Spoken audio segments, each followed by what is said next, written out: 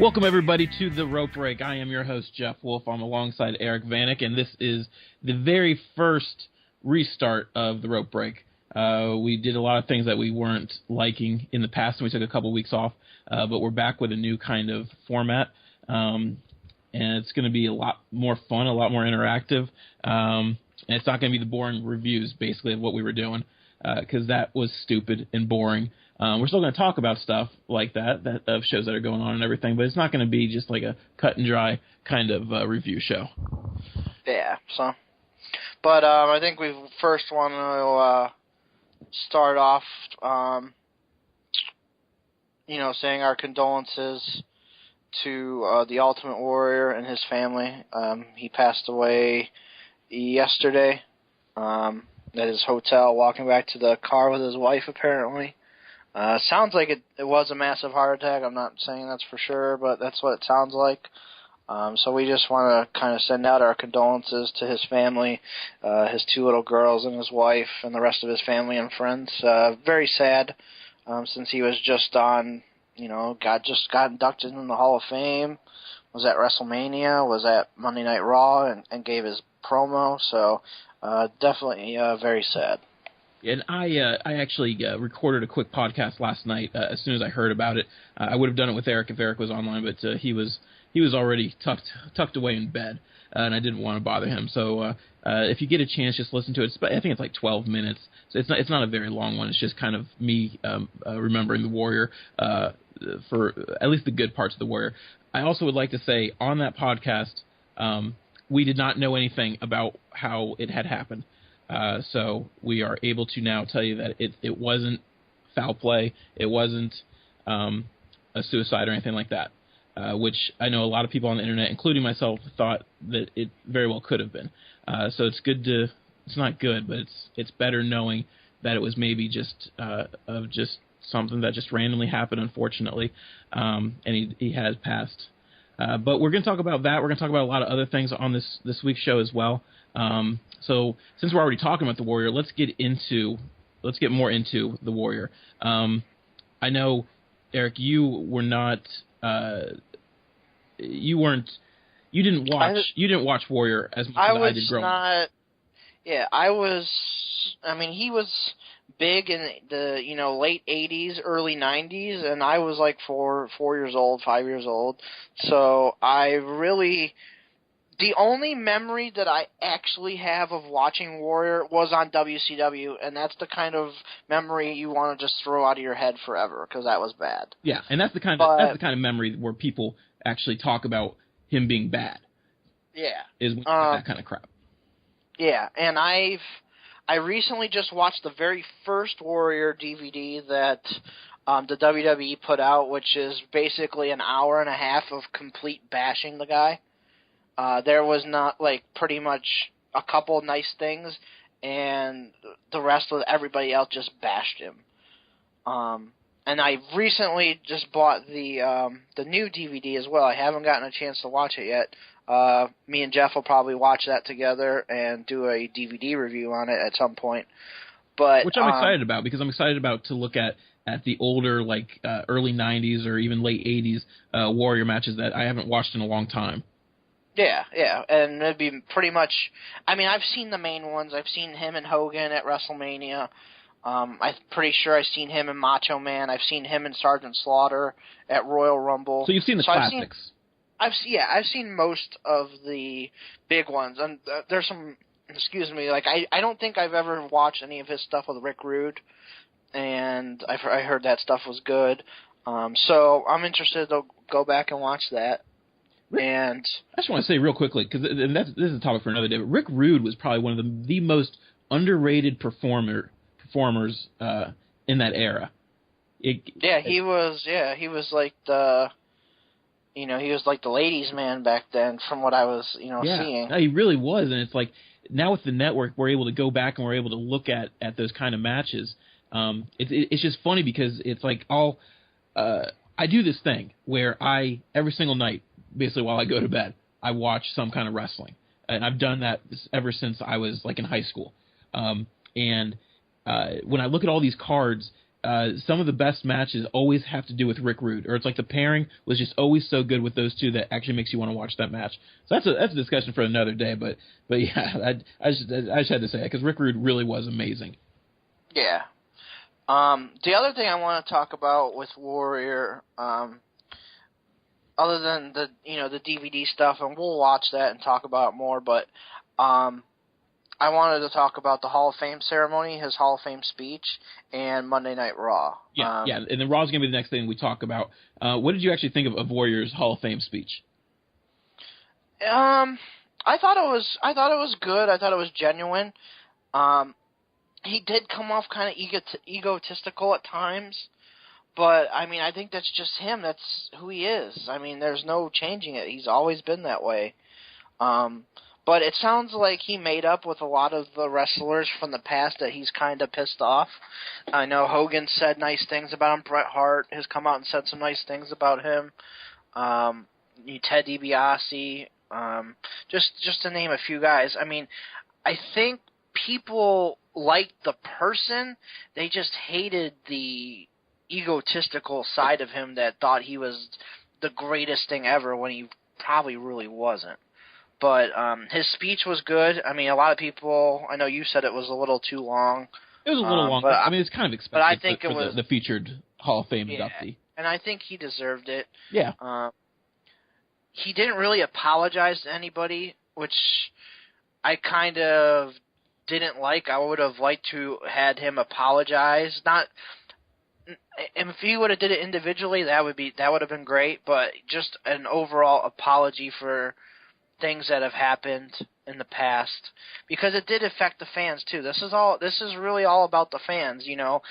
Everybody's gonna have backstage issues with each other at some point. Someone's gonna hate someone, or this guy slept with this girl and this guy didn't like that.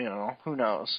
But to make an apology to everybody for how he acted, how he was, because he did affect the shows. Like when him and Hogan were tag teaming, and the night of the day of the pay-per-view, he gives Vince McMahon a ultimatum of, these are my contract demands. I want this, this, and this, and if I don't get it, I am not going out there to wrestle tonight. And Vince McMahon, everyone was mad at him for this, calling him egotistical and an arrogant ass for all of this, and they wanted to pretty much beat his ass in the back room for Vince. And Vince was like, no, we're not going to do that. He's like, I agreed to his terms, but after he came back behind the curtain, I fired him because I needed to fire him. So it's just the way he acted towards everybody. I would have liked to just have seen him apologize during his speech. Yeah. The thing with Warrior is it's hard as a fan when you see these characters out there, especially when you're younger, and they're like these larger-than-life kind of characters. It's hard to grasp the fact that they're human beings, and not everyone is nice. I mean, this is professional wrestling. There's a lot of egos in this business, and there has been ever since, it started. And It's hard to realize as a fan growing up, because, at the time where it's Hogan and Warrior, it's like you're like 8, 10, something like that, and it's like that's so big to see those kind of people, and they're like your heroes, they're your idols. And then as you get 15 years goes by, and you realize what kind of people they both are, because let's not paint Hulk Hogan as the most perfect human being. He's not. He is as egotistical as they get as well. It's just you don't want to believe that. You don't want to believe that people that you called your heroes and idols growing up are actual pieces of crap, and they kind of both were. But I agree with you. I think that. I think he should have apologized, and he really didn't. He more so kind of just put it in people's faces, that saying that he couldn't do it, and he actually became a star. So, that's Warrior for you. The thing about me and Warrior is I grew up thinking Warrior was awesome, just like Hogan and Warrior. You were a Hulkamaniac, or you were a Warrior, and it's hard to realize that that Warrior he just wasn't that all there in the head. basically, and he a lot of times as like even like 5 years ago or 10 years ago, like right around when he actually made his name Warrior, he also did a lot of stuff about bashing homosexuals and gays, and it rubbed people really the wrong way. Like, he was very outspoken sometimes, and that too also is a part of why people just aren't a fan of the Warrior anymore. But I mean, I don't want to talk ill about him. That's why I said last night, like, whatever your personal opinion is of the Ultimate Warrior, of his opinions and his beliefs, that's fine. That just leave him there. As an actual performer, though, Ultimate Warrior brought it in the ring all the time. And he was hugely entertaining, and some of the most energy that you will see from anyone ever.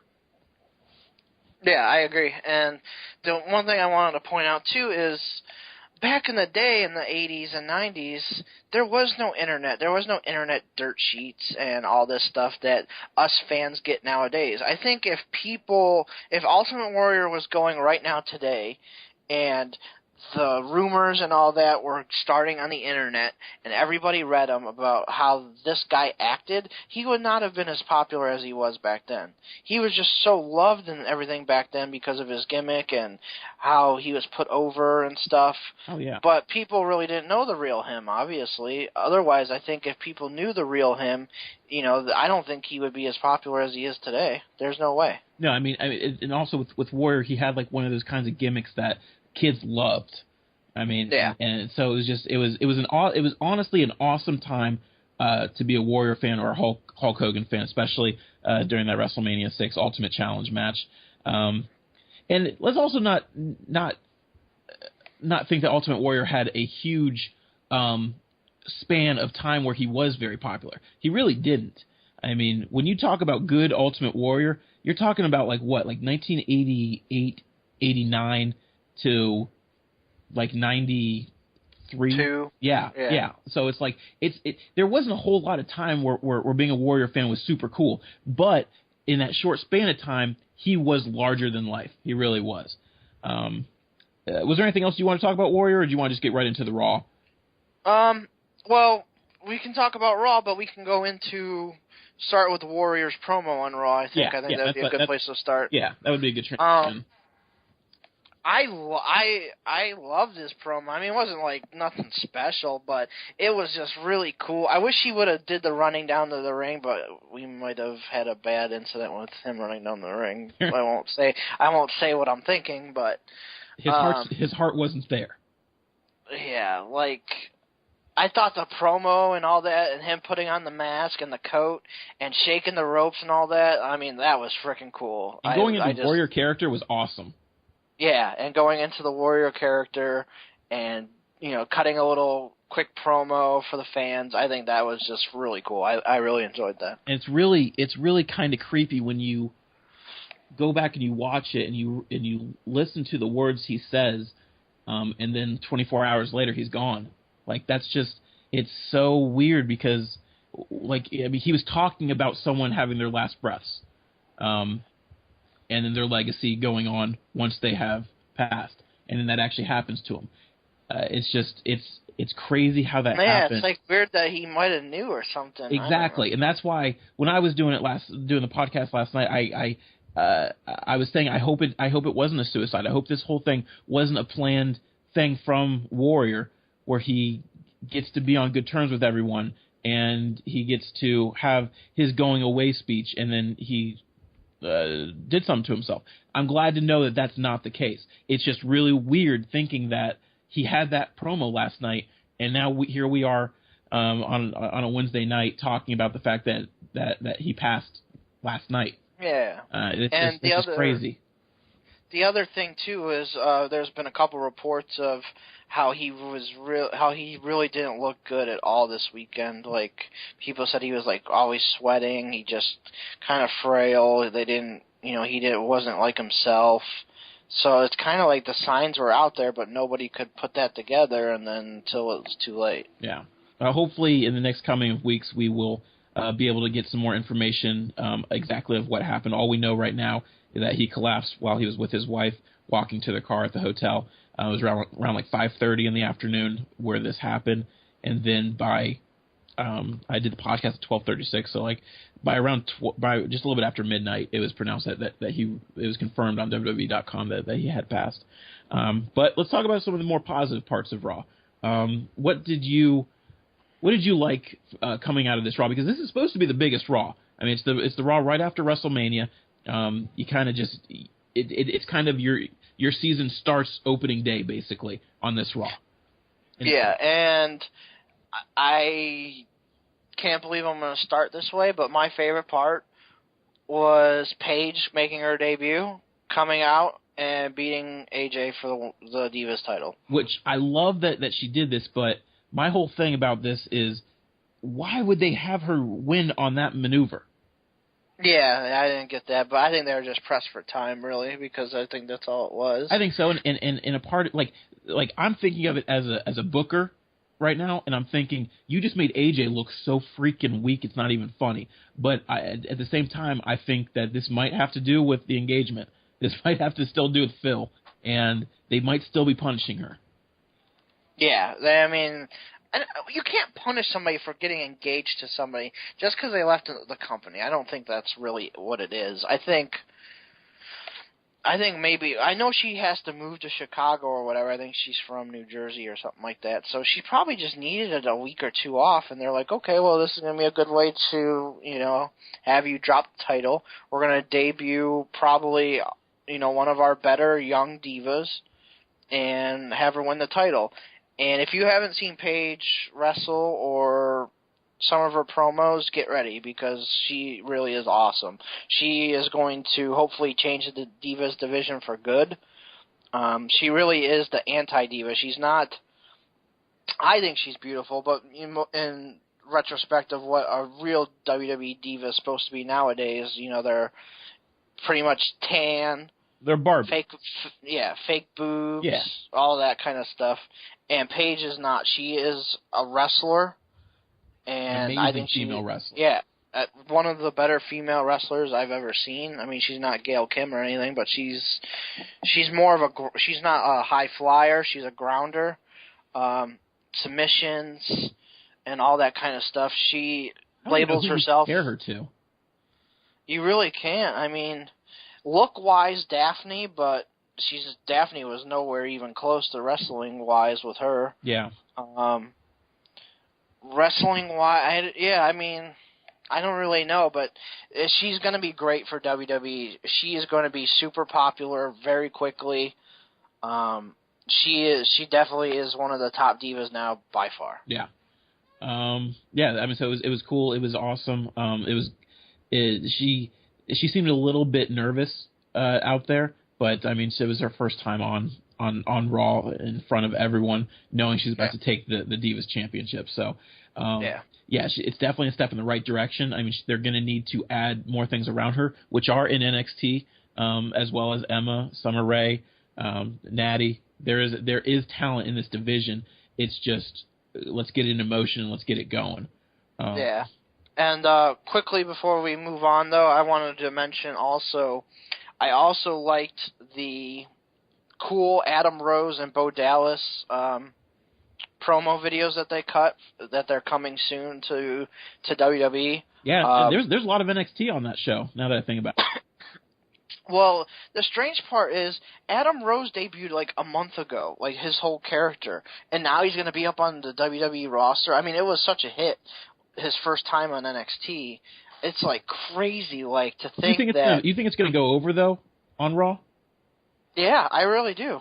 See, I have my doubts on this because I just think it's... I think it's one of those fads, though, like they call it. Yeah. It's going to be, maybe a month or two, but he'll be back to Fandango status. That's what I'm thinking. Like, I compare it kind of to Fandango where... Because he's a solid wrestler, but he's... Oh, he definitely is. It just depends on what they do with it. If they do the same stuff over and over, because that's what Fandango's been doing. He's doing the same stuff over and over, the same dance, the same stuff. There's nothing new about him, and that's not his fault. That's just writing's fault. Yeah. And then Bo Dallas like I was saying, like I've said the last couple of months, actually, I think he had one more run left in him into the main roster, and I think this is really it. I think this is put up or shut up time. He can only be Bray's brother or IRS's son for so long. It's like you gotta show up now, or you're gonna get the boot. Yeah. There's still something on Raw I want to talk about though, and that was Cesaro going to be a Paul Heyman guy. What did you think about how this whole thing transpired? I was shocked. I heard rumblings of Heyman maybe finding another guy, but I never thought it'd be like this soon. Of anything, definitely really cool to see. Cesaro is one of the young up and coming stars. He's way better than Curtis Axel. He's a way better choice than Curtis Axel would have been. That was an epic fail. Yeah, and now Axel is going into JTG territory at some point here soon. Which, by the way, I looked on JTG's profile. He is still in the company. Yeah, I told you he was. I know. You just wouldn't know that. No, I mean, I don't know what do you think that guy does? They don't even use him on Superstars or Main Event at all. What do you think he does? He just shows up on Mondays and Tuesdays and just sits in the back. Hey guys, yeah, what's up? I'm gonna go eat some concessions over here at the buffet, and maybe I'll get put on the card now for like a year and a half straight. Well, what on the WWE.com profile that I was looking at, it said that he had a like online show. I don't know if he still does it or whatever, but apparently he was doing that for a while. So maybe it was when they started just like brand new doing the YouTube thing and just started putting people on. He had somewhat of a show, but it was, I mean, I don't know what he does. I mean, I love JTG, I really do, but they don't use him. So what's the point? Well, that's like I said to you, a couple weeks ago. I'm like, they're starting this tag division back up. You got JTG, who was a good singles or tag team wrestler in his own. Why not pair him with him and Titus O'Neil again, or just something like that? Or you got Zack Ryder and Kurt Hawkins, who were a very successful tag team when they were a tag team. Why not put them back together again? Have them do some sort of gimmick. Build up the tag division even more. Yeah. I don't know what they're planning to do with that, especially with Zack Ryder. Oh my gosh, talk about someone that completely fell. The last thing about Raw I wanted to talk about though was the very end. It's kind of where we have kind of like a standoff really with the Shield and Evolution basically. I mean, that was kind of cool where like the backstage segment where Triple H was like, hey, when all three of us are together, we are unbreakable. So it was kind of a cool thing where it's like Evolution was kind of coming back in. And it's now Triple H is like saying like this is a war that you will not win. So what did you think about that? Did you think that it was a good idea to do this, especially with Daniel Bryan and Triple H moving forward after WrestleMania? Yeah, I think it's cool. It gives us something different. Daniel Bryan can hopefully kind of move on from it, but I still think he'll be a part of it. Yeah. I mean, obviously someone's going to have to challenge Daniel Bryan for the title, so you really can't do, the Shield versus Orton, Triple H, and Batista. One of those, Orton and Batista, is probably going to face Daniel Bryan at Extreme Rules, I think is the next pay-per-view. So, I mean, obviously you can throw Kane in there, but, I mean, what are you going to do? You'd have to have a match with Orton and Batista to decide who's the number one contender, pretty much, and then have the other three face off against the Shield, which would make sense. Yeah, which I don't get because it's like one of those guys is going to have to be the new number one contender, and they're all together right now. So it's it's going to be just a mess, I think, with that. But I did like that, and it was kind of interesting to note that I read somewhere online today that there is no venues that would be in the next couple months that would be able to hold a War Games style like two rings. So apparently something got in someone's ear at least that a War Games could possibly happen from this. But it doesn't look like they're able to have two rings in a venue anytime soon. But who knows? Maybe they'll just have a one ring War Games with it. That'd be kind of cool, I think. But I don't know. We'll see where they take it from there. I'd rather have a triple cage match. Yeah. Oh, that would be awesome if they brought that back. Bring David Arquette in too. He can introduce it. Oh yeah. He can host Raw. I could just hear the WCW. What's he gonna host Raw for? A YouTube show or a podcast or something? I don't even know the last movie he's been in. I don't think he knows the last movie he's been in. Maybe he could be the new Batman. I think Ben Affleck's going to do a pretty good job. Talking about Daniel Bryan, though, this is something I wanted to ask you, was with the whole WWE trying to kind of censor or ignore the whole crowd reaction for Daniel Bryan, does it worry you at all that they kind of gave in about Daniel Bryan and the crowd? And like moving forward, does it worry you that like this could happen to someone else just randomly again, just in a couple of months? Like this could be a new tradition, or not tradition, a new thing where just like the fans are completely taking someone. Yeah, I mean that's what they did on Raw. I mean Wade Barrett got a great reaction. Didn't he face Rey Mysterio? I thought. Oh yeah, Rey keeps getting booed. Yeah, and Rey's supposed to be the big baby face. He's always been a big baby face.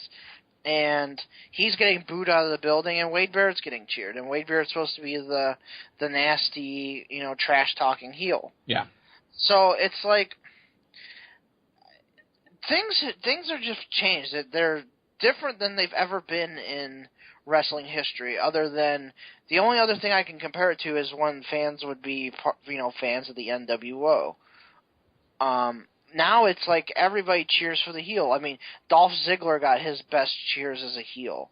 Wade Barrett's getting cheered as a heel. There's just certain guys that the people like for whatever reason. Wade Barrett's, Dolph Ziggler's, Daniel Bryan's. No matter what they do, they get cheered. And then there's just guys. Like if Randy Orton turned babyface right now, I still think people would chant boring and boo him. Yeah. I mean, even Sheamus gets booed sometimes now.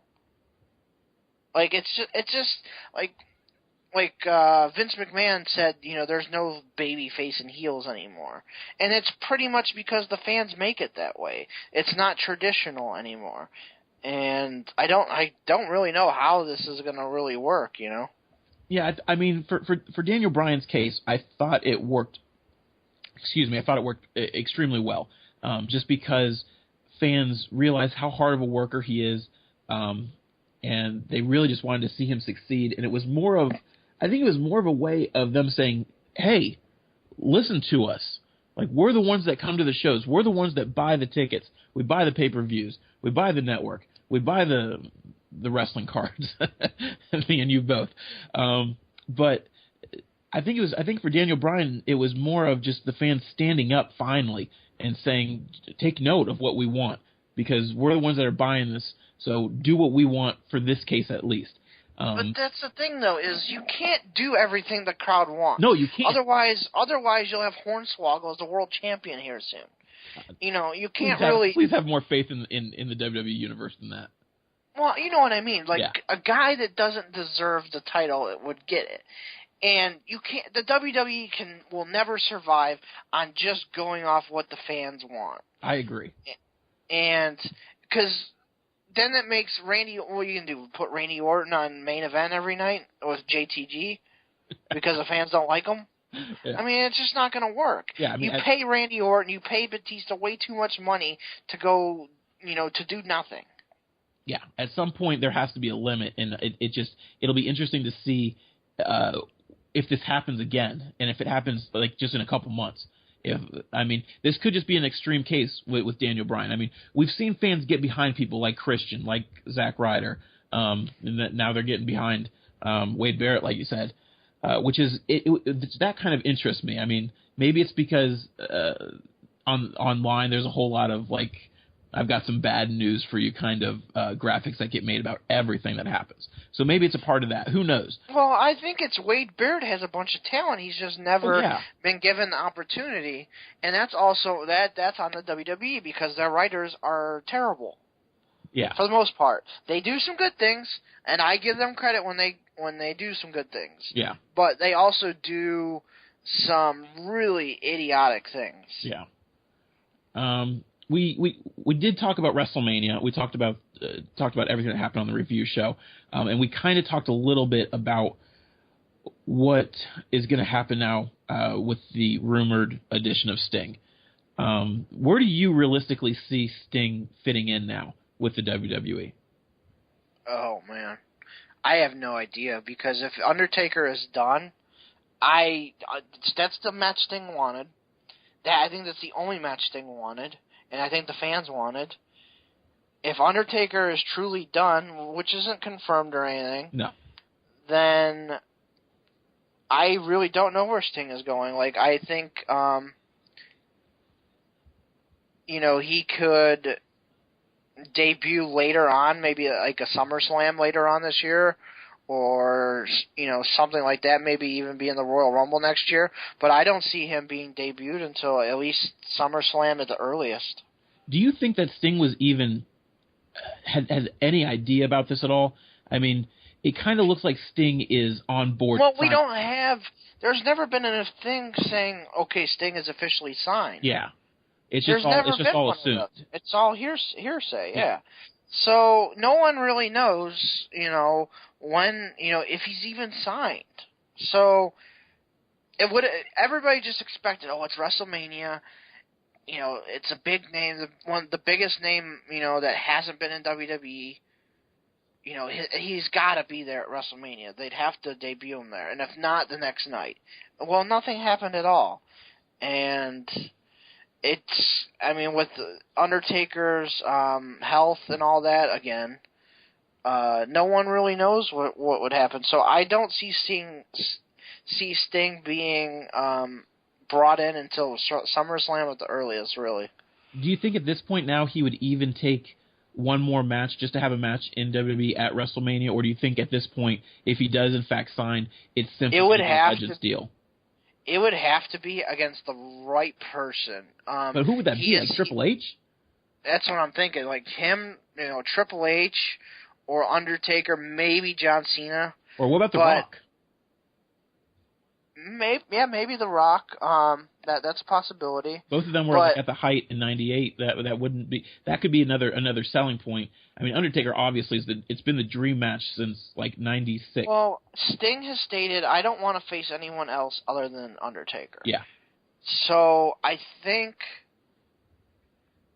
that's where he wants to go. I think he wants to try and see if the Undertaker will do it, and I don't know necessarily if that's going to happen. Yeah. Last thing I wanted to bring up on today's show was going to be the fact that I wanted to do at least one kind of going back 15 years or 10, 15, 20 years, kind of like an old school kind of topic. And one that came to my mind was how much of a fail it was to have the invasion angle. It didn't work at all. They didn't bring in the right people at all.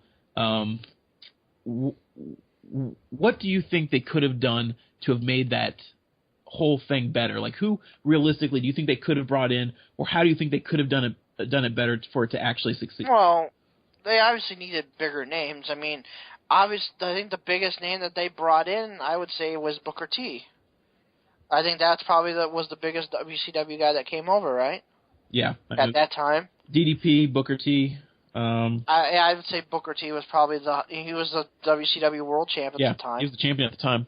So, I mean, obviously he was the biggest name, but there were so many other names, obviously, in WCW, but either their contracts weren't, couldn't allow them to do it, or something along those lines. But it would have been better if there was Sting there, if there was Ric Flair there, if there was Jeff Jarrett there. Scott Steiner didn't come over till like a year or two later as well. Yeah, and then Goldberg ended up signing, but not till Goldberg too. Goldberg's a huge one too. Yeah, so I think it would have been way better just with the bigger names. I mean, you had your first WCW title match on a Raw was between Booker T and Buff Bagwell, and then Buff Bagwell was like fired the next day. Yeah, like he was there for a week. Yeah. But the big thing was the contracts, because they had all these people. Like, they brought in a lot of people, but the only people that they really brought in were people that were too afraid to sit out their contract, really, because they all had that option of sitting out the contract, and most of them took it. Like, you had like people like Sting and Hogan and Goldberg and all these people that just sat out their contract, and then you were able to bring in people like Shane Helms and Chavo. that was the WCW mentality, though. A lot of those guys were all out for themselves. Yeah. So what am I going to do? Am I going to go work 300 dates a year for the WWE and probably be a mid-carder at best until I prove myself, or go sit at home on my ass and eat Donato's pizza and, collect money? Yep. Well, that's basically what happened, and I think the worst part about the whole angle was the fact that it was on a silver platter. Like, it's what every fan had dreamed of, was having WWF at the time versus WCW, and they brought some people in, and they brought the name in of WCW and the whole mentality of having They didn't really use WCW strengths at that time. Their strengths were, they had a couple really good hire guys, your Booker T's, your Stings, that were, on top of their game at that time. Jeff Jarrett's gimmick was amazing. I love the Chosen One gimmick. It is one of my favorite gimmicks of all time. And I think in that, it was kind of sort of the Attitude Era still around then. It would have been great in that era. I would have loved to seen Jeff Jarrett, against Stone Colds and Triple H's and stuff with that gimmick. I think that would have made Jeff Jarrett even bigger than he is right now, if he could have had that kind of success in WWE. And, what was the other thing I was going to say? Oh, the cruiserweights. They didn't even use the cruiserweights really at all. That was a huge strength of WCW back in the day. They had the Young Dragons, 3 Count, Chavo Guerrero, Rey Mysterio. Well, he was already in WWE by then. You had all these cruiserweights, and you didn't bring in the cruiserweight title immediately and have WCW cruiserweights face off against your own WWE cruiserweight type people. So I think that was another huge loss, because that was a element that kept people around in WCW watching WCW. Was, oh my God, these cruiserweights are putting on amazing shows. And me and Jeff talk about it all the time. We absolutely missed the late 2000, 2001 Shane Helms, Chavo Guerrero rivalry, or the Young Dragons 3 Count rivalry, because the matches and moves were incredible. Yeah, WCW was known for bringing in. They were known on a main level, because Paul Heyman and ECW would say otherwise. But on a main level, broadcasting level, WCW really made the cruiserweights famous, and they were able to put on amazing matches, and that's why the matches usually open the show, because it got the crowd pumped. It got everyone excited. They were doing things that you hadn't seen unless you did watch ECW at 2 o'clock in the morning, or you did catch stuff in Japan or Mexico or something like that. And then they reinvented themselves. They tried to do the cruiserweight tag titles, and it didn't really work. But the cruiserweight tag teams were working.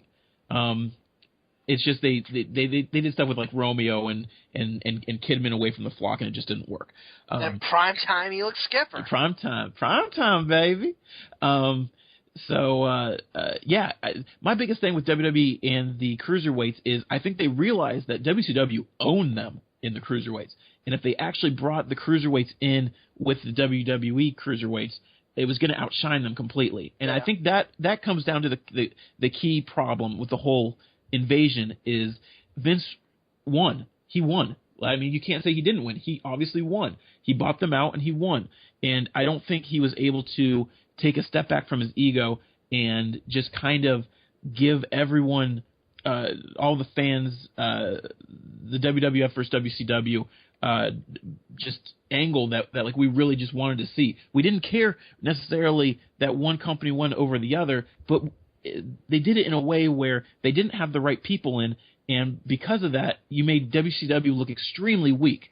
And that's great, but you just hurt your own business by doing that, because you really could have had the angle of the century of all of professional wrestling. That could have been the coolest angle done if done completely right, and it just wasn't.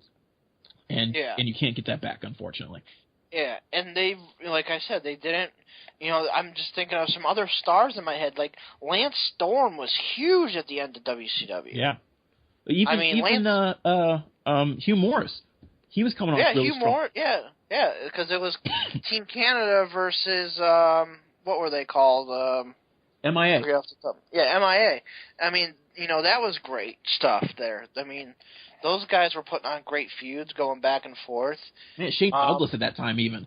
Oh, Shane Douglas was awesome. I loved that gimmick with him and Torrie Wilson just worked so well together. And then, how about that 70s guy, Mike Awesome, man? Man, another deceased wrestler. Another thing I would have loved to seen as well, I think some of these guys wouldn't have done it, though, just because it is WCW. But if they would have had some of the WWE guys that were former WCW join on the WCW side, like Jericho, Big Show, Eddie Guerrero, Chris Benoit, if you would have had those guys join on the ECW, WCW side, I think it would have been a lot better. Yeah, but instead they had I hated seeing someone like Stone Cold go on to the other side for a little while. It's like that. Well, that's how the Invasion night ended. Yeah, but it's just like stuff like that just didn't make sense. It's like we as fans know for sure that certain people hate. But it was a shock. Yeah, it was just a shock value. But I just think nothing a part of the angle was done right at all. And I wish someone would have been able to take Vince a step back and just realize, hey, we have something we can do here. Let's just do it right.